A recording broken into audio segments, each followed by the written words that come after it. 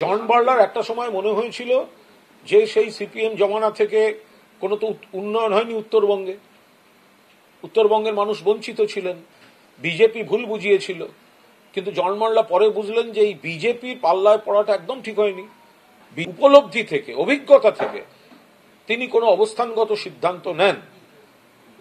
তো তিনি তো বাস্তবটাকেই স্বীকার করছেন যে বিজেপি মানুষকে ভুল বোঝায়, আর আসল কাজটা তৃণমূল কংগ্রেসই করে, মমতা বন্দ্যোপাধ্যায়ের উন্নয়নই করে। ছিলেন বিজেপিতে থেকে কাজ করতে করতেই তো বুঝতে পেরেছেন যে শীর্ষ নেতৃত্ব যা বলেন সেটা হচ্ছে বঙ্গ বিরোধী, মানুষের মঙ্গলের জন্য নয়। কাজ করতে গিয়ে তিনি দেখেছেন যে বিজেপির কোন সংগঠন মানুষকে ভুল পথে চালিয়ে দেয়, মানুষের জীবনের মূল সমস্যাগুলোর সমাধান করেন না, তারা উল্টে অন্য কাজ করেন, ধর্মের নামে ভাগ করে দিতে চান। তো সেই জায়গা থেকে তিনি দেখেছেন যে মানুষের জন্য কাজ একমাত্র মমতা বন্দ্যোপাধ্যায়ের নেতৃত্বে তৃণমূল কংগ্রেস করছে।